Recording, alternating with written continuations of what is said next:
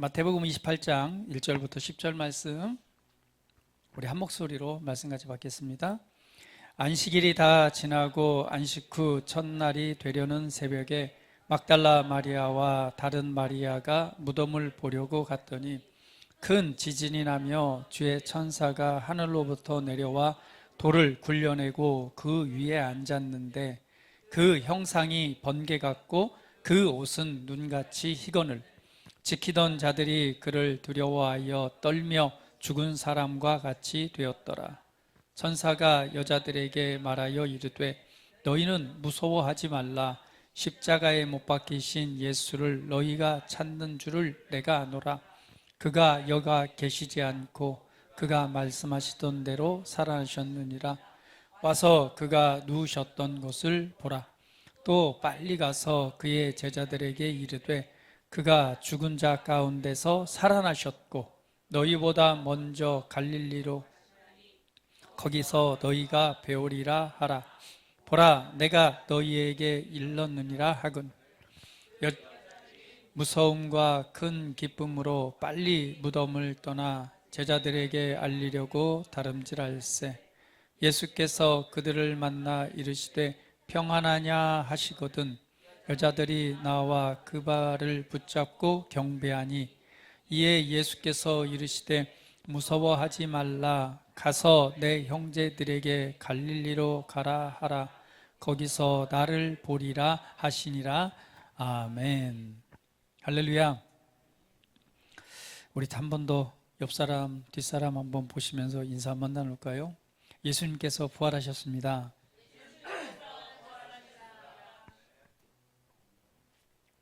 할렐루야. 제 인류 역사 가운데 정말 가장 중요한 사건이 있다고 한다면 바로 하나님의 아들이신 예수 그리스도가 이 땅에 오신 것입니다. 여러분 우리 잘 아시다시피 우리가 기원 전, 기원 후로 나누잖아요. 이렇게 역사의 하나의 이 변곡점이 된 것도 바로 예수 그리스도의 오심을 기준으로 해서 사실은 우리가 이렇게 기원 전과 기원 후로 나눠서 이렇게 우리 연도를 책정하고 있습니다. 여하튼 예수님께서 오신 것은 그 모든 것을 다 포함하더라도 인류 역사 가운데 가장 중요한 사건 중에 하나입니다. 특별히 여러분 잘 알고 있다시피 예수님께서 이 땅에 오신 것, 2000년 전에 예수님이 이 땅에 오신 것은 단순한 어떤 종교적인 신화적인 이야기가 아니라 분명한 역사적인 사실임을 우리는 알고 있습니다. 우리가 흔히 또 알고 있듯이 역사적 사실 가운데 인류 역사 가운데 인류 역사에 가장 선한 또 좋은 많은 영향력을 미친 그러한 사대의 성인이 있다라고 한다면 우리가 분명히 꼽잖아요. 소크라테스, 그리고 공자, 그리고 불교 석가모니, 그리고 예수 그리스도를 뽑습니다. 그러니까 인류 역사 가운데 가장 많은 영향, 그리고 좋은 영향을 끼친 그러한 인물이 있다면 바로 우리가 이 네 명의 성인을 꼽습니다. 그래서 그 중에 한 분이 바로 예수님이시죠. 많은 이들이 우리가 예수님을 믿는다 할 때 예수라는 그 인물, 예수님에 관해서 정말 역사적으로 실존했던 사람인가에 대한 부분도 잘 모르는 사람들이 있습니다. 분명하게 예수님은 인류 역사 가운데 또 존재했던 분이고 또 우리가 잘 알고 있듯이 인류 역사에 가장 큰 영향을 미친 인물 중에 한 인물로 꼽힙니다. 그러면 중요한 문제는 그것이죠. 인류 역사 가운데 정말 큰 영향을 끼친 인물들이 있습니다. 소크라테스, 공자, 석가모니. 역시 이것에 대해서 종교도 만들어졌고 또 그것을 믿고 따르는 수많은 사람들도 있습니다. 그럼 중요한 문제는 그것입니다. 과연 예수는 어떤 분인가? 예수는 과연 성경대로, 그러니까 예언대로 이 땅에 오신 분인가? 분명한 것은 많은 사람들이 있었지만 우리가 예수님을 믿고 있죠. 그러면 우리가 예수님을 믿는다라고 했을 때 그 근거는 과연 예수는 성경대로, 예언대로 이 땅에 오신 분인가 하는 사실입니다. 많은 사람들이 이 땅에 태어나고 또 죽었습니다. 그러면 그 태어난 사람에 대해서 우리가 신화적으로 볼 때에 무슨 예언도 많이 얘기하고 하지만요, 과연 정확한 어떠한 기록에 의해서 예언이 되어지고 그 예언의 성취로 그것이 이루어진 인물, 과연 인류 역사 가운데 어떤 인물이 그런 인물이 있을까?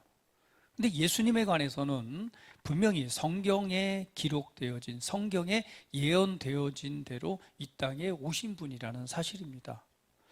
여러분 잘 아시다시피 예수님은 우리가 예수님의 일생을 볼 때에 그분은 마리아라고 하는 처녀의 몸에서 태어나게 되죠. 참 이 사실을 어떻게 믿겠어요? 처녀가 임신을 했다? 이 사실을 사람들이 가장 받아들이지 못하는 것 중에 하나가 이것입니다. 처녀가 임신을 했다? 그리고 거기에서 아들이 태어났다? 상식적으로는 이해가 되어지지 않는 부분이지만 이미 그 사건은, 그 일은 그렇게 예언되어졌기 때문에 그 예언의 성취대로 바로 처녀인 마리아에게서 예수님이 태어나게 되시는 겁니다. 이사야서 7장 14절 말씀을 같이 읽어볼게요. 같이 읽어봅니다. 시작. 그러므로 주께서 친히 징조를 너희에게 주실 것이라. 보라, 처녀가 잉태하여 아들을 낳을 것이요 그의 이름을 임마누엘이라 하리라. 이미 이사야 선지자를 통해서 예언을 했습니다. 주께서 친히 징조, 그러니까 너희들이 알 수 있는 그 징조를 너희에게 주실 것이다.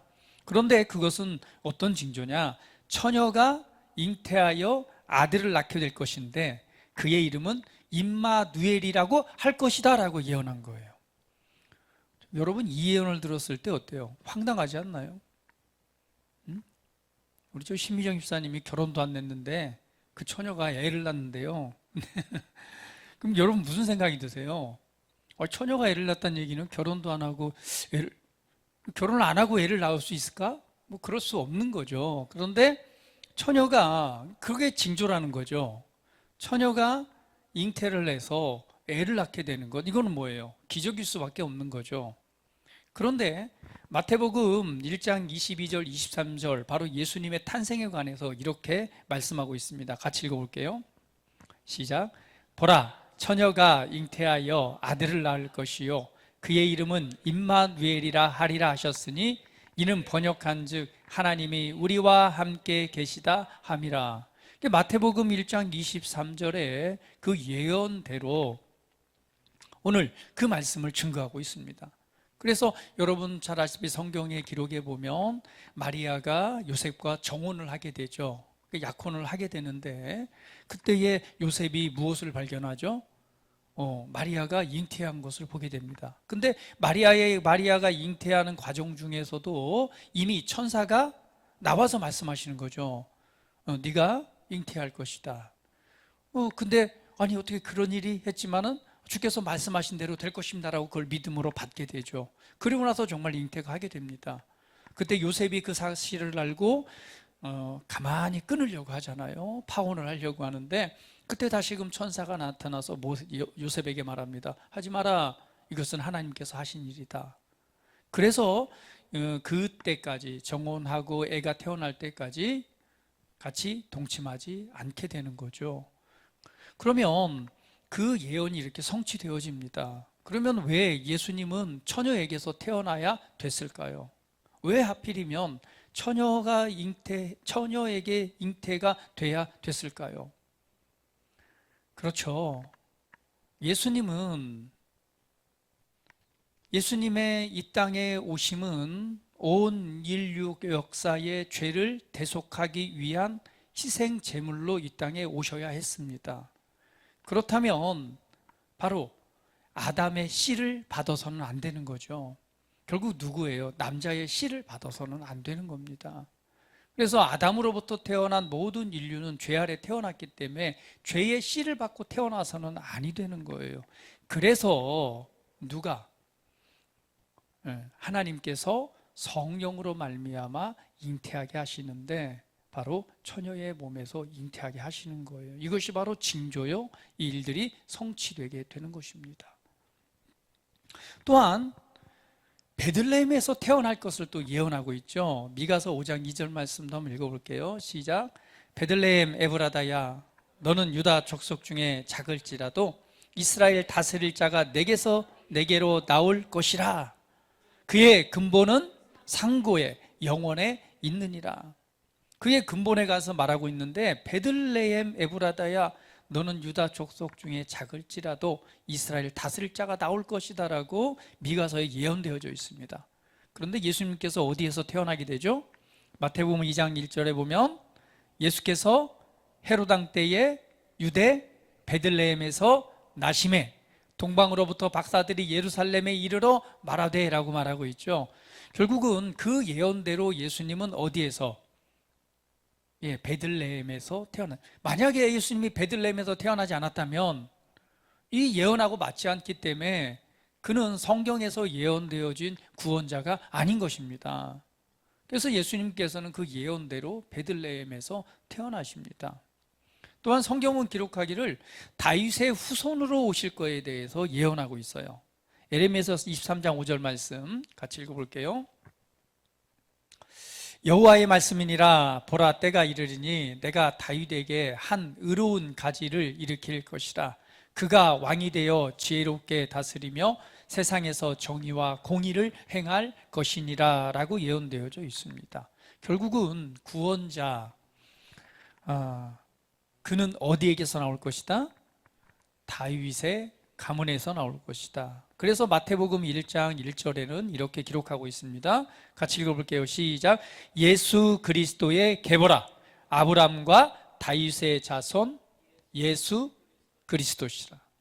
결국은 마태복음에서 무엇을 기록하고 있어? 성경에 예언되어진 대로 바로 어디에?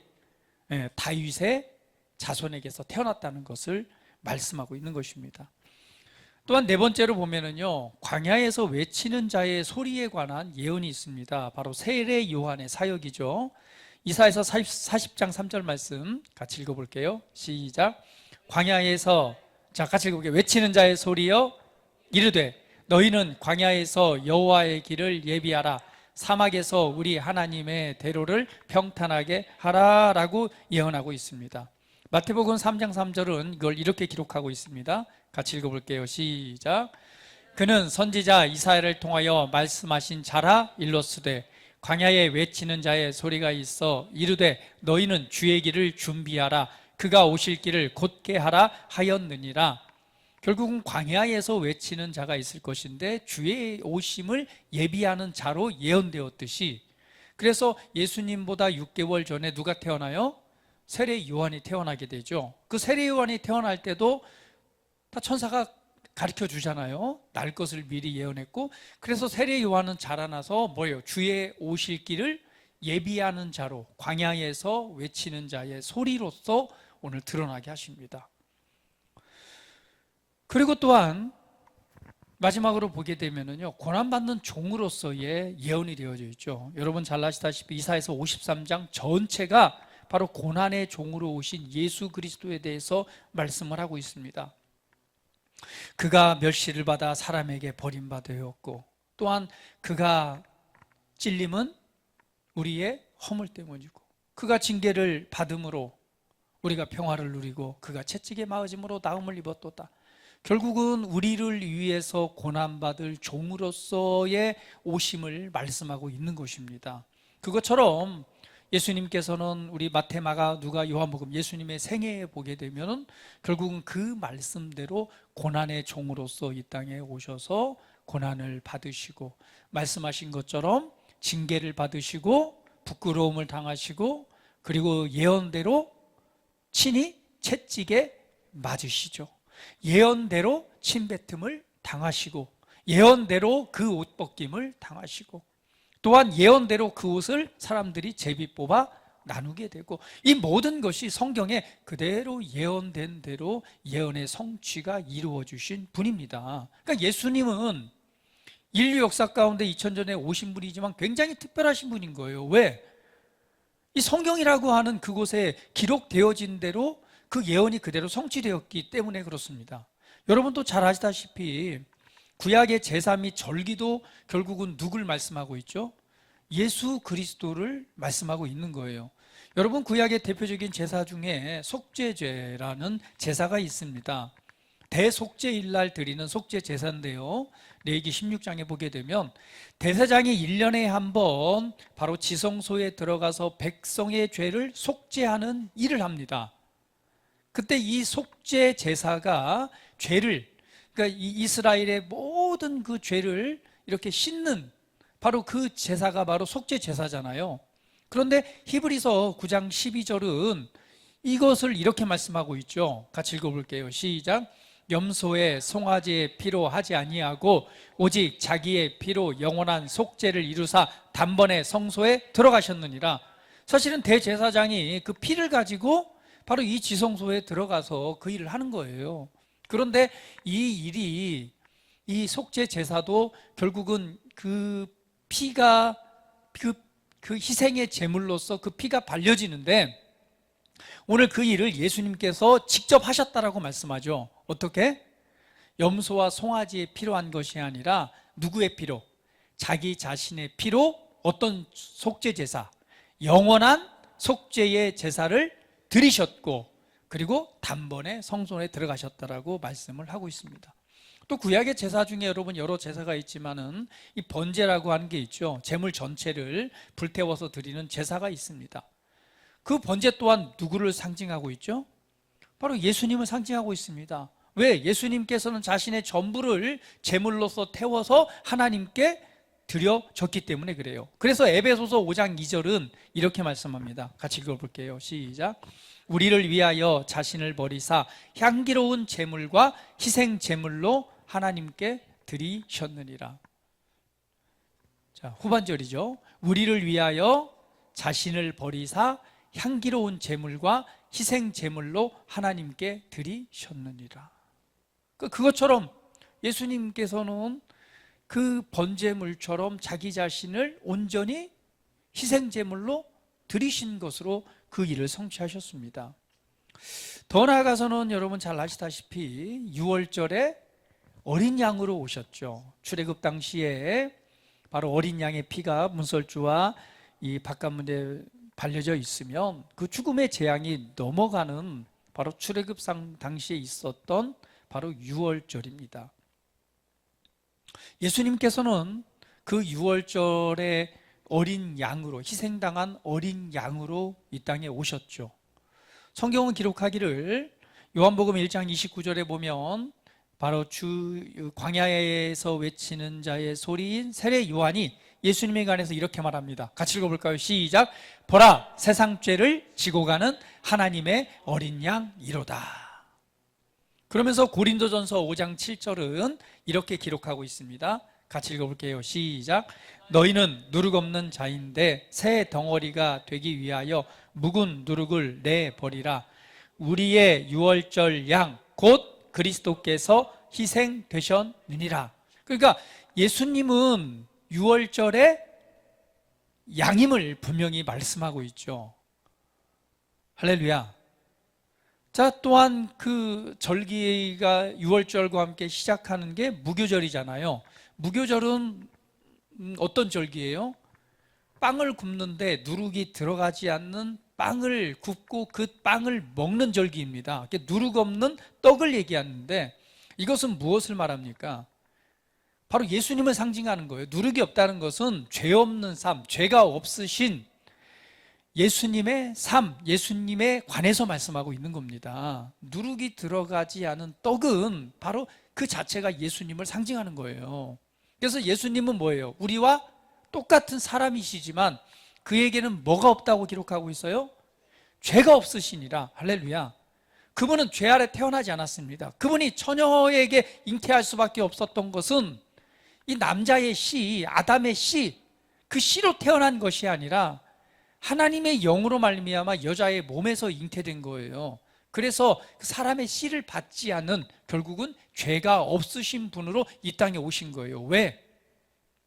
죄가 없는 사람이, 죄인이 이 죄인을 대신할 수는 없잖아요. 죄인을 대신하시기 위해서는 죄가 없는, 흠없는 어린 양이어야 됩니다. 흠없는 제물이어야 돼요. 그래서 제사를 드릴 때도 어떤 제물을 드려요? 양이 됐건 염소가 됐건 흠없는 제물로서 드리는 겁니다. 왜? 흠이 있는 제물은 안 되는 거예요. 제물의 자격이 없어요. 마찬가지로 예수님께서는 그 희생 제물, 번제의 제물, 속죄제의 제물로서 이 땅에 오셨기 때문에 그분은 흠이 있으면 그 자격이 되지 않습니다. 흠없는 제물이 되게 하기 위해서 바로 남자의 씨를 받고 태어난 것이 아니라 처녀의 몸을 통해서 하나님의 영, 성령으로 말미암아 잉태된 것을 예언했고 그 일이 이루어진 것을 지금 성경은 말씀하고 있습니다. 예수님은 그렇게 태어나셨습니다. 더 나아가서는 초실절이 뭐예요? 바로 오늘이 초실절이죠. 소실절은 뭐예요? 보리를 수확해서 첫 단을 하나님 앞에 드려지는 날인데 오늘 그 날도 성경은 기록하기를 고린도서 15장 20절에 그리스도께서 죽은 자 가운데서 첫 열매가 되셨느니라 라고 기록하고 있습니다. 예수님께서 죽은 자 가운데서 첫 열매가 되셨습니다. 이게 바로 초실절에 대한 완성입니다. 초실절은 보리를 수확해서 첫 열매를 하나님께 드리는 날이에요. 그 절기의 완성은 결국 예수님께서 부활의 첫 열매로 하나님 앞에 드려진 것으로 오늘 그 절기가 이루어진 것을 볼 수가 있습니다. 할렐루야. 예수님께서 부활의 첫 열매가 되셨듯이 우리도 또한 어떤 열매가 되는 거예요? 그 첫 열매에 속한 우리도 부활에 참여하는 그 은혜가 우리에게 주어진 것을 의미합니다. 더 나아가서는 바로 그 다음 절기가 맥추절 또 오순절이잖아요. 오순절은 뭐예요? 성령이 오심이 예언된 바로 그 날이잖아요. 축제의 장이잖아요. 하나님 앞에서 모든 그 보리를 추수해서 하나님 앞에 올려드리고 그리고 그 다음날 그 축제, 그 감사의 날, 기쁨의 날, 바로 그 날이 뭔 날이에요? 바로 성령님이 오신 오순절입니다. 그래서 예수님이 승천하신 후 바로 사도행전 2장에 보면 바로 그 오순절 절기에 하늘로부터 무엇이요? 불의 혀같이 갈라지는 이 역사가 있는데 바로 성령이 오심으로 말미암아 오늘 그 이들이 완성되어진 것을 우리가 볼 수 있습니다. 그러면 우리가 볼 때에 예수님은 분명히 2000년 전에 이 땅에 오신 분이지만 그분이 특별한 것은 예언, 성경에 기록되어진 예언대로 그대로 그 일이 성취되어진 인물이라는 거예요. 할렐루야. 인류 역사에 이런 사람이 어디 있어요? 인류 역사 가운데 이렇게 태어난 사람이 어디 있습니까? 어떻게 그 인물이 기록된 대로 예언된 대로 태어나서 예언이 성취된 인물이 도대체 어디 있어요? 많은 사람들이 자기가 신이다 하는 사람들이 항상 얘기하는 게 있어요. 성경을 인용해 갖고 어떻게 해요? 이 성경에 이것처럼 내가 이렇게 약속대로 왔어. 다 그렇잖아요. 여러분 잘 아는 신천지가 됐건. 요즘에 또 누구 있어요? 대한민국에 신이 하나 또 생겼죠. 여러분 신인이라고 아세요? 몰라요? 참 신인이라고 있어요. 천사야 들어가라 하면 천사가 들어가고요. 나와라 하면 나오고. 모르세요? 참 하늘궁이라고 들어봤죠? 에? 모르는구나. 있잖아요. 그렇죠. 허시성을 가진 신인. 요즘에 그러죠. 내가 신인이다. 내가 하나님이다. 라고 하고 그냥 천사를 넣었다가 뺐고 참 인류 역사 가운데 그런 신들이 되게 많았습니다. 그런데 그가 신이 될 수 없었던 것, 자격이 안 되는 건 뭐예요? 예언대로 오신 분인가 아닌가? 예수님은 정확하게 성경에 기록되어진 예언을 그대로 성취하면서 인류 역사 가운데 오신 분입니다. 그런 분이 없어요. 그런데 중요한 것은 뭐예요? 과연 우리가 예수님을 믿잖아요. 예수님 믿는데 우리가 사람을 믿어서는 안 되잖아요. 사람은 믿음의 대상이 아닙니다. 사람은 우리가 섬겨야 될 대상이 아닌 거예요. 믿음의 대상이 아닌 거예요. 그러면 예수님은 분명히 성경대로 이 땅에 오신 분인 것을 우리가 기록을 통해서 그 예언의 성취를 통해서 알 수 있습니다. 그러면 과연 문제는 뭐냐면 예수님은 그럼 과연 사람이 아닌 사람이시지만 동시에 그분은 하나님께서 보내신 하나님의 아들이신 과연 하나님이신가라는 문제입니다. 예수님은 하나님이신가? 예수님이 만약에 하나님이 아니라면 저와 여러분이 믿어야 될 대상은 아닌 거예요. 그러나 그분이 진짜 하나님이라면 우리는 그분을 정말 우리의 주인으로 알고 믿고 그분을 위해서 우리는 다른 사람이 돼야 될 것입니다. 그런데 예수님의 생애를 우리가 잠깐 보면 예수님께서는 이렇게 성경대로 이 땅에 오셨어요. 오셨지만 그분의 드디어 이제 3년 동안의 그분 하나님의 나라를 복음을 전파하시면서 모든 사람에게 자신을 드러내시죠. 그때 하셨던 예수님의 말들을 보게 되면 참 독특합니다. 예수님께서는요, 스스로 말하기를 내가 하나님이다, 내가 창조주다라고 말을 하는 거예요. 요한복음 8장 58절 한번 읽어볼까요? 같이 한번 읽어볼게요. 시작. 예수께서 이르시되 진실로 진실로 너희에게 이르노니 아브라함이 나기 전부터 내가 있느니라 하시니. 이게 얼마나 대단한 말씀인지 여러분 아십니까? 내가 진실로 진실로 너희 이르노니 아브라함이 나기 전부터 내가 있느니라. 이 유대 이스라엘 가운데서 아브라함은 뭐예요? 믿음의 조상이잖아요. 믿음의 조상이고 위대한 믿음의 인물입니다. 그런데 말씀하기를 예수님이 갑자기 이들을 보고 말씀하는 거예요. 야, 너희들 내 말 잘 들어. 내가 너희에게 말하는데 아브라함이 나기 전부터 내가 있느니라 라고 말씀하시는 거예요. 이 내가 있느니라 이 말이 여러분 어떤 좀 이렇게 내가 있느니라 갑자기 생각이 떠오르죠. 하나님께서 모세를 만나실 때 출애굽기 3장 14절에 뭐라고 말씀하시죠? 모세에게 말하기를 나는 스스로 있는 자니라. 이 말이에요. I am. 나는 스스로 있는 자니라. 이 말을 지금 이 유대에 있는 그들에게 말하는 거예요. 내가 아브라함이 나기 전부터 나는 스스로 있는 자니라. 그 말을 들었던 이 유대인들이 어땠을까요? 네가 하나님이라고? 그러니까 그 즉시 뭐예요? 그냥 신성모독이니까 돌을 들어가지고 그냥 예수님을 죽이려고 하는 거예요. 이게 어마어마한 말인 거예요. 내가 하나님이다. 이 말은 내가 스스로 있는 자다. 그러니까 이들은 믿음의 조상이 나기 전부터 여러분 생각해 보세요. 30세밖에 안 된 청년, 여기 보니까 딱 공집사님 정도 되겠네요. 저런 청년이 딱 나오더니 말하는 거죠. 뭐라고? 니네 조상 아브라함이 나기 전부터 있었어. 나는 스스로 있는 자야. 그 말을 듣는 순간 이들이 얼마나 격분했겠어요. 왜?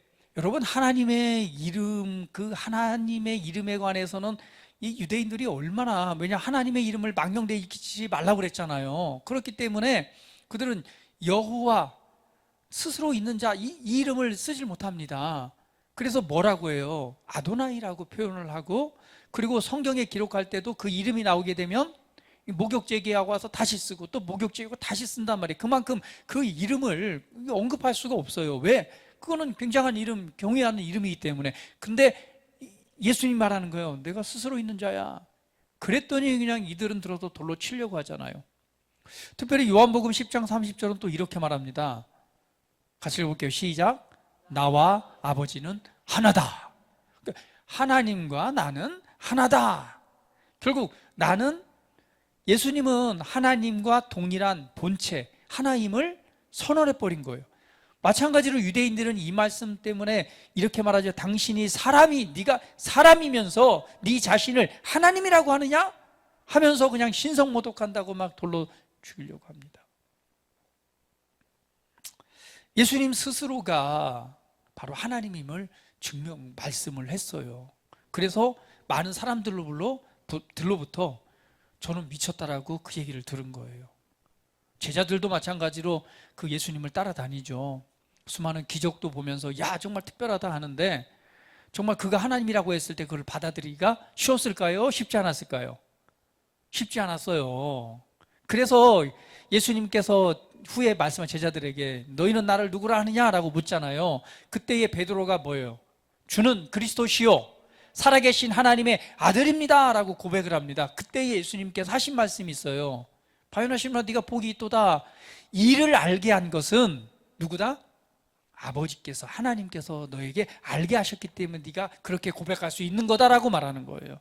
그냥 일반적인 생각과 사고방식을 가지고 예수님에 관해서 하나님이라고 말할 수 없는 거예요. 그걸 어떻게 그걸 받아들일 수 있겠습니까? 그래서 예수님께서 이 베드로에게 말하는 거예요. 그걸 이를 알게 한 것은 하나님이시다. 할렐루야.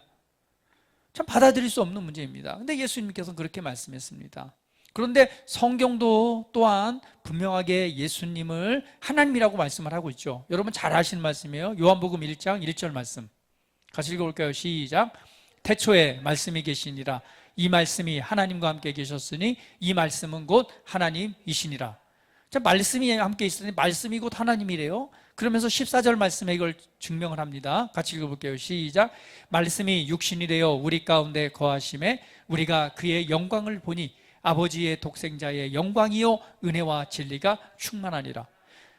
태초부터 말씀이 있었고 그 말씀이 하나님과 함께 있었는데 그 말씀이 육신, 우리의 몸이 되어서 이 땅에 오신 분, 그분이 누구예요? 바로 예수님이십니다. 그래서 아버지의 독생자의 영광이요 은혜가 진리가 충만하신 분임을 말씀하고 있습니다. 그리고 결국 무엇을 말씀하고 있어요? 육신으로 오신 독생하신 아들 예수는 곧 하나님임을 말씀하고 있습니다. 더 나아가서요, 예수님께서는요 하나님의 속성과 또한 그러한 권능을 분명히 가지고 계셨음을 이 3년 동안 사역을 하시면서 보이십니다. 특별히 죄를 사하는 권세가 있음을 보여주셨어요. 이거 죄를 사하는 건 누구만이 할 수 있어요? 하나님만이 할 수 있는 일입니다. 그런데 예수님께서 보면 마가복음 2장 5절에도 보면 내 죄가 사함을 받았느니라 라고 선언을 하십니다. 그랬더니 서기관들이 그 말을 듣고 뭐라고 해요? 야, 하나님 외에는 누가 감히 죄를 사하겠느냐 라고 말하는 거예요. 예수님께서는 스스로 죄를 사할 수 있는, 죄를 용서할 수 있는 권세가 있음을 보이셨습니다. 또한 예수님께서는 죽은 자를 살리시는 일을 하시죠. 여러분 잘 아시다시피 죽은 나사로의 죽음은 어때요? 그냥 잠시 죽은 게 아닙니다. 죽어가지고 그냥 장사를 지냈어요. 장사를 지내가지고 한참 됐어요. 그랬더니 예수님이 와서 야, 나사로 죽지 않았어? 잔다. 그랬더니 뭐예요? 사람들이 얘기하잖아요. 아니, 그 누구예요? 마리아가 그 말하자. 아니, 이미 죽어서 그냥 썩어갖고 냄새가 납니다. 그러니까 뭐예요? 죽어서 냄새가 날 정도로 이미 그냥 끝난 거예요. 그러나 예수님이 말합니다. 아니다, 잔다. 그러시면서 뭐라고 말씀하세요? 나사로를 향하여? 아니, 예수님께서 말씀하시죠. 나사로를 살리기 나는 부활이요 생명이다 라고 나는 부활이면서 생명이다 라고 말씀하시고, 그리고 나아가서는 나사로를 향하여 말씀하시죠. 나사로야 나와라. 나사로가 죽었던, 몸이 썩어가던 나사로가 그냥 일어나서 나옵니다. 아유, 이런 것을 좀 봤어야 되는데요. 그죠?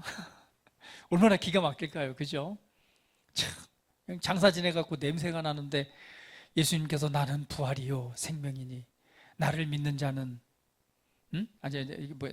나는 부활이요 생명이니 나를 믿는 자는 죽어도 살겠고 살아서 나를 믿는 자는 영원히 죽지 아니하리라 말씀하시고 그냥 나사로야 나오라 하는데 그 죽은 나사로가 그냥 이렇게 막 뭐죠? 세마포요? 그걸 징징 밟고 나오는 거예요. 나올 때 예수님 뭐라고 말해요? 풀어놓아 다니게 하라. 그걸 딱 풀었더니 정상적으로 움직이니 얼마나 참 놀라운 일입니까? 또한 예수님께서는 또 풍랑을 잠잠케 하잖아요. 바람아 멈추어 다오가 아니라 그렇죠? 바람아 파도야 잠잠하라 하시니 말을 듣습니다. 또한 더 나아가서는요, 예수님께서는 요한계시록 22장 13절에 이렇게 기록합니다. 같이 읽어볼게요. 요한계시록 22장 13절에 보면 나는 알파요 오메가요 처음과 마지막이요 이렇게 말씀합니다. 알파요 오메가라고 하는 것은 이사야서 44장에 보게 되면은 하나님 자신을 표현할 때 하는 말씀입니다. 이것처럼 예수님은 하나님의 속성을 그대로 가지고 계셨고 그것을 그대로 보여주셨습니다. 그리고 이제 마지막으로 특별히 예수님의 부활은 그분이 하나님임을 확증하는 사건이 바로 부활입니다. 여러분, 죽은 자가 살아났다고 해서 부활이라고 말하지 않는 거예요. 예수님에 관해서 우리가 부활이라고 말합니다. 나사로가 죽었다 살아났기 때문에 부활했어, 이 말은 사실 맞지 않아요. 부활은 오직 누구에게? 예수님에게 적용됩니다. 왜냐하면 부활이라고 하는 것은요, 새로운 몸으로 살아나는 것을 부활이라고 말합니다. 그래서 예수님께서 죽었다가 살아나셨을 때 어떤 몸이 되셨어요? 새로운 몸, 인간의 몸이 아닌 새로운 몸으로 이렇게 살아나십니다. 그런데 그 몸은 어떤 몸이에요? 성경을 보면은 도마에게 만져보라 하니까 만질 수도 있었어요. 그리고 함께 식사도 했습니다. 그런데 또 그 몸은 어떤 몸이었죠? 제자들이 두려워 떨면서 문을 잠그고 두려워서 떨고 있는 그곳에 예수님께서 어떻게 하셔? 호련히 나타나셨어요. 호련히 나타나셨다가 호련히 사라지십니다. 그러니까 그 부활의 몸은 굉장히, 우리가 부활의 몸은 어떻느냐라고 한다면 저와 여러분도 이후에 부활해서 부활의 몸을 입을 것입니다. 그런데 그 몸은요, 보니까 제자들도 처음엔 잘 못 알아봤어요. 왜? 엠마오로 가는 제자들이 함께 동행을 했지만 잘 못 알아봤어요. 그런데 그가 예수님인가? 그분이 그를 만났다, 이렇게 하는 거죠. 그러니까 분명한 것은 살과 피가 있는 것 같은데 또 보면은 어때요? 그러니까 우리가 지금 어떤 3차원의 세계를 살고 있잖아요. 그러니까 우리 차원의 세계로는 그걸 이해할 수 없습니다. 우리가 그 이상의 차원을 4차원의 세계라고 말하잖아요. 그러니까 3차원과 4차원, 하나님의 세계는요, 우리가 보는 시공간의 이런 개념하고는 전혀 다른 개념이 있음을 우리가 알 수 있죠. 그렇기 때문에 부활의 몸이라고 하는 것은 우리가 생각하는 이런 몸이 아닌 전혀 다른 이 새로운 몸을 가지신 것, 이걸 부활이라고 말합니다. 근데 예수님께서 이 새로운 몸으로 살아나신 것, 이것이 바로 부활인데 그 부활이 결국 그분이 하나님임을 확증하는 사건입니다. 왜? 죽음을 이기신 유일한 존재는 하나님이시기 때문에 그렇습니다. 그래서 로마서 1장 4절은 이렇게 말씀합니다. 같이 읽어볼게요. 시작. 성결의 영으로는 죽은 자를 가운데서 부활하사 능력으로 하나님의 아들로 선포되셨으니 곧 우리 주 예수 그리스도 신이라. 할렐루야. 또한 사도행전 17장 31절은 이렇게 말씀합니다. 같이 읽어볼게요. 시작. 이는 정하신 사람으로 하여금 천하를 공의로 심판한 날을 정하시고 이에 그를 죽은 자 가운데서 다시 살리신 것으로 모든 사람에게 믿을 만한 증거를 주셨습니다. 결국은 예수님이 하나님이란 사실을 우리가 믿을 수 있는 증거는 뭐밖에 없다고 말씀하는 거예요. 죽은 자 가운데서 살리신 것, 결국 그 부활만이 우리가 확실하게 그가 하나님임을 믿을 수 있는 증거라고 말씀하고 있습니다. 그래서 우리 대표적인 의심의 사람이 있잖아요. 도마. 절대 믿지 않았습니다. 그래서 내가 그 손에 손가락을 넣어보고 그 옆구리에 내 손을 넣어보기 전에는 내가 믿지 않겠다라고 도마가 말했습니다. 그런데 도마가 부활하신 예수를 만나고 나서 뭐라고 고백해요? 요한복음 20장 28절 말씀 같이 읽어봅니다. 시작. 도마가 대답하여 이르되 나의 주님이시요 나의 하나님이시니다 라고 말합니다. 할렐루야. 예수님께서 성경대로 부활하셨고 제자들을 만나주셨습니다. 우리가 역사적으로 볼 때 제자들의 삶을 보면 정말 예수님께서 부활하셨는가 한번 그거에 대해서 한번은 생각해 볼 수 있겠죠. 왜냐하면 사도행전 4장 20절의 말씀은 이렇게 말씀하고 있습니다. 같이 읽어볼게요. 시작. 우리는 보고 들은 것을 말하지 아니할 수 없다 하니. 왜? 너 예수에 대해서 말하지 마. 예수의 부활한 것에 대해서 말하지 마. 너 그냥 몽둥이로 그냥 매를 맺고 감옥에 갇히고 막 한단 말이에요. 하고 나서 너네 한 번 더 예수의 부활에 대해서 얘기했다가 그냥 확 그때 죽인다. 협박을 했단 말이에요. 그랬더니 뭐라고 말해요? 우리가 보고 들은 것을 말하지 아니할 수 없다라고 말합니다. 그래서 제자들의 삶을 이렇게 되짚어 보니까 제자들은 뭐예요? 예수님을 3년 동안이나 따라다녔습니다. 그리고 예수님에 대해서 정말 나의 하나님이라고 고백을 했습니다. 그런데 정작 가장 수제자였던 베드로는 어땠어요? 예수님께서 잡히셨을 때 그 밤에 그래도 미안했는지 예수님이 잡혀가시는 거기에 그냥 따라갔잖아요. 그래서 불을 쬐고 있는데 하인이 와서 묻습니다. 야, 저거 봐라. 저 예수님을 따랐던 그놈 아니야? 너 당신 예수님을 따랐던 제자잖아. 그랬더니 예수님 뭐라 그래요? 베드로가 아니라고. 나 그 사람 알지도 못한다고. 근데 마지막 세 번째는 뭐예요? 예수님을 예수님을 저주하면서까지 그냥 나는 모른다고 딱 하잖아요. 그때 닭이 3번 울면서 베드로가 깨달죠. 그러니까 뭐예요? 두려웠습니다. 무서웠습니다.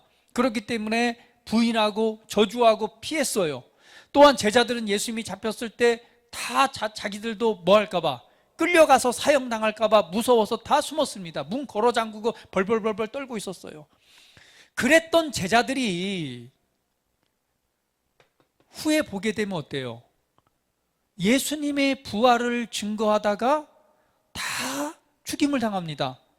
베드로는요, 로마에서 순교를 당했는데 십자가에 거꾸로 매달려 죽었습니다. 주님처럼 죽기가 부끄럽다라고 하면서 거꾸로 매달려 죽었습니다.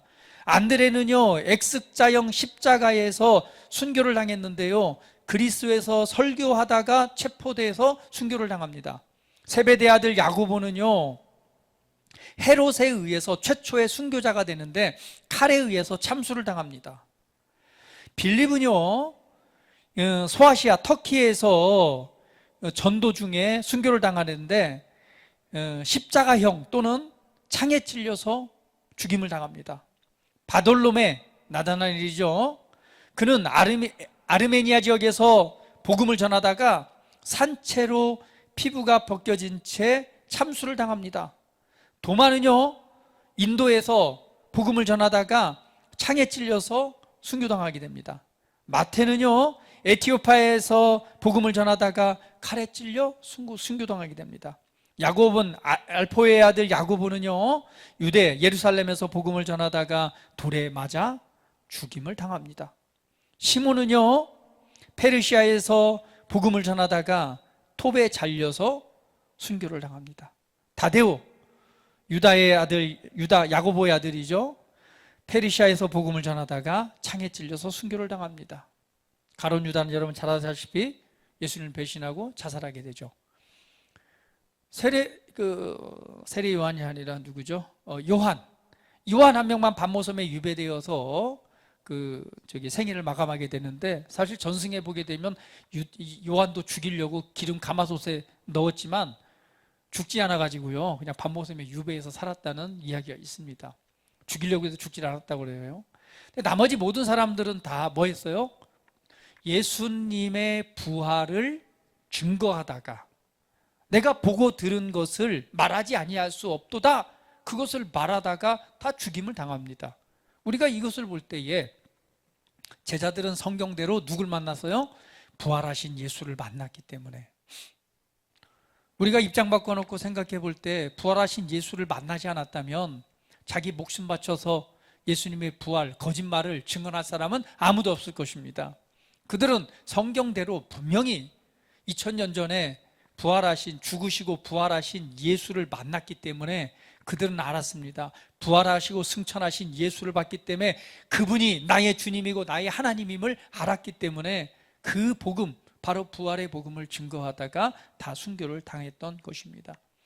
여러분, 오늘 우리가 몇 가지 이 사례들을 보면서 예수님은 분명히 성경대로 오신 분이고, 그리고 인류 역사 가운데 예수님이 오셔서 또한 우리를 위해 죽으시고 부활하신 사건은 인류 역사의 최대의 사건입니다. 이것은 분명히 일어난 사건이고 성경대로 그분은 곧 하나님이셨습니다. 다른 말로 표현하면 인류 역사 가운데 하나님이 인간의 몸으로 이 땅에 오셔서 우리를 위해서 고난받으시고 죽으시고 약속하신 대로 부활하셔서 다시금 하늘로 올라가신 그 사건, 인류 역사 가운데 가장 중요한, 가장 위대한 사건 아닙니까? 오늘 그 사건이 이루어졌습니다. 그것은 곧, 부활은 곧 새로운 시대가 열렸음을 증명하고 확증하는 사건입니다. 오늘 본문 말씀으로 돌아와서 마태복음 28장 5절 말씀 같이 한번 읽어볼게요. 5절, 6절 말씀 같이 한번 읽어봅니다. 자, 시작. 천사가 여자들에게 말하여 이르되 너희는 무서워하지 말라. 십자가에 못 박히신 예수를 너희가 찾는 줄을 내가 아노라. 그가 여기 계시지 않고 그가 말씀하신 대로 살아나셨느니라. 와서 그가 누우셨던 것을 보라. 할렐루야. 예수님께서 부활하셨습니다. 그 부활은 이제 새로운 시대가 열렸음을 말씀하고 있습니다. 부활은 새로운 생명의 시대가 열렸음을 말씀하고 있습니다.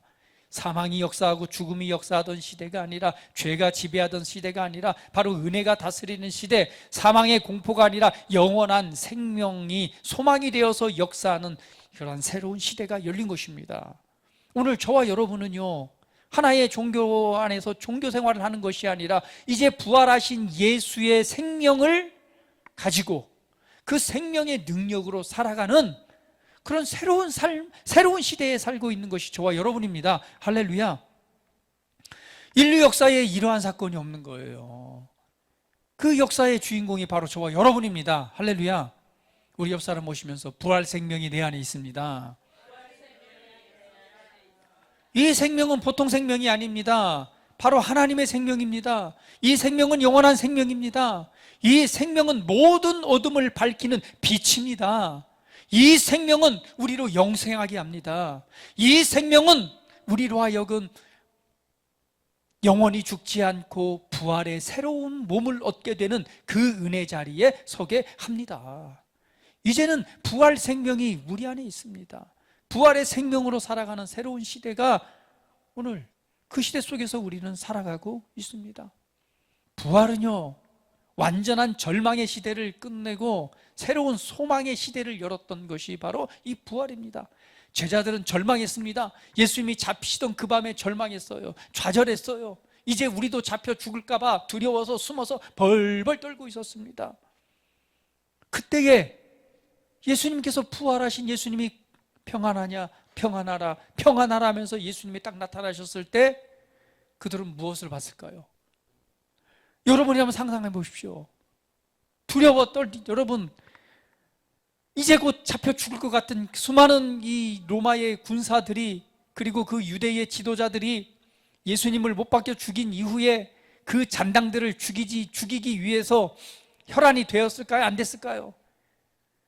그죠? 그냥 잡아 죽이기 위해서 군대들이 왔다 갔다 하고, 그 보면은 그냥 밖에 나가면 이제 곧 잡혀 죽을 것 같고, 그러니까 두려워서 모여가지고 그냥 문꼭 닫아놓고 숨어 있었던 거예요. 이제 우리 끝났구나. 우리는 죽었구나. 이제 우리의 인생, 우리의 삶은 끝났구나. 우리가 따랐던 예수님이 이렇게 십자가에 못 박혀 그냥 죽었다니. 왜? 그들은 예수님이 그렇게 가르쳤지만 그걸 실제로 믿지 않았습니다. 그렇기 때문에 두렵고 떨고 절망 가운데 자포자기하고 있었던 거예요. 그때에 분명히 돌아가신 그분이 호련히 딱 나타나셔서 평안하라, 평안하라, 평안하라 하시면서 그 예수님 만나 주셨을 때에 그들의 마음, 그들의 기쁨은 어떻겠습니까? 우리가 상상할 수 없겠죠. 얼마나 기쁘고 감사했을까요? 여러분, 우리가 인생을 살아가다 보면 우리 마음에 이 절망이 다가올 때가 있죠. 네? 참 삶을 살아가다 보니까 그렇더라고요. 네? 우리가 은혜 안에 살아가지만 또 우리가 대면하고 살아가는 삶은 또 어떤 삶입니까? 우리가 그 전임으로 이렇게 또 사역할 때는요, 늘 만나는 분들이 이렇게 신앙인들 많이 만나잖아요. 예? 그래도 은혜 안에 살아가는데, 근데 어때요? 여러분 삶 속에 살아가다 보면은 정말 우리가 대면하고 만나는 이런 정말 너무나 많은 문제들이 있잖아요. 그런 잘 될 때보다는 안 될 때에, 뭔가 답답하게 막힐 때에 우리 마음에 절망이 들어오지 않나요? 답답함이 들어오고 절망이 들어오고 좌절이 들어오고 그 마음들로 인해서 우리의 마음이 낙심될 때가 있지 않습니까? 그러나 여러분, 이제는 그 시대는 끝났습니다. 할렐루야. 왜죠? 부활하신 예수님이 나의 주님이 되시기 때문에 그렇습니다. 절망 가운데서 건져내신, 사망과 어둠 가운데서 건져내신, 실패 가운데서 건져내신 그분이 나의 주님이시기 때문에 그렇습니다. 근데 그분이 뭐예요? 나를 사랑하신다는 거예요. 어떻게? 죽기까지. 그 하나님께서 그 아들을 죽이시까지 나를 사랑하신대요. 오늘 그 사랑이 저와 여러분 가운데 역사하고 있습니다. 그리고 그 죽음을 이기신, 승리하신 그 예수님이 저와 여러분의 주님이십니다. 할렐루야. 우리 한번 고백해 봅니다. 주님 감사합니다. 부활의 소망이, 부활의 승리가 내 안에 있습니다. 우리가 혼자 아닙니다. 절망하지 마세요. 낙담하지 마세요. 주님이 함께 하시고 그분이 내 삶을 이끌고 계십니다. 예, 절망하지 마세요. 막힌 길이 있으면 새로운 길을 여십니다. 할렐루야. 예, 이게 모든 게 내가 지금 붙잡고 있는 게 전부는 아니에요. 하나님께서는 새 길을 행하십니다. 단지 우리의 초점이 무엇을 향해 있느냐, 그게 중요한 것이죠. 여러분, 왜 일하십니까? 왜 돈 버십니까? 우리가 단순히 먹고 살기 위해서 이렇게 해야 된다면 정말 슬프고 괴로울 거예요. 그런 마음과 그런 생각, 그런 수준으로 살아가지 마십시오. 우리 인생을 향한, 우리 삶을 향한 하나님의 더 높은 계획이 있다는 것을 여러분 기억하십시오. 그분의 생명이, 부활의 영광이 우리 안에 있음을 기억하십시오. 그리고 더 높은 차원으로 바라보십시오. 내 인생을 향한, 내 삶을 향한 하나님의 더 큰 부르심과 그 은혜가 있음을 알고 소망 중에 기뻐하시고 오늘 믿음으로 담대하게 나아가시기를 예수님의 이름으로 축복합니다. 할렐루야. 이제는 우리가 하나의 종교를 선택해서 종교를 믿는 시대가 아닙니다. 새로운 관계의 시대가 열렸습니다. 그것은 바로 우리 안에 계신 그리스도시요,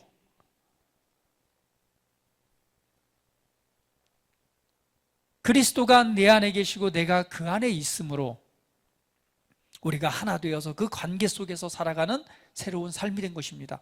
골로새서 1장 26절 27절 말씀 마지막으로 한번 보도록 합니다. 같이 읽어봅니다. 시작.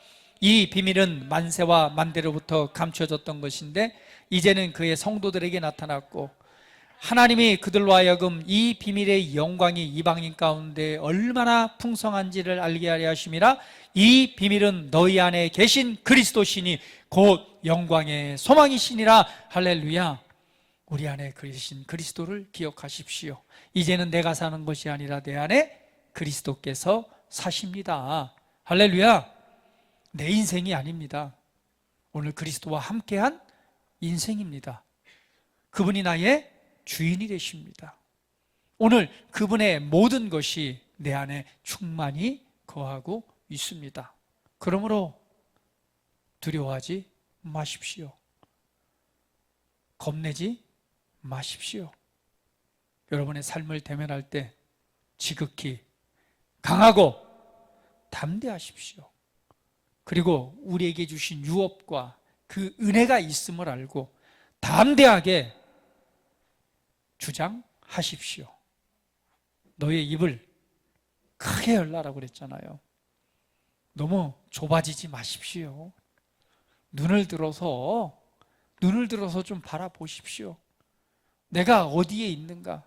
그리스도 예수 안에서 나의 위치, 나의 신분, 오늘 내게 이루어진 이 부활을 통해 이루어진 그 은혜 안에 내 위치가 어딘가를 바라보시고 사소한 것, 작은 것에 여러분 무너지지 마시고 눈을 크게 들고 하나님의 모든 역사하심 그 은혜 가운데 내가 있음을 알고 믿음으로 담대해지시기를 예수님의 이름으로 축복합니다.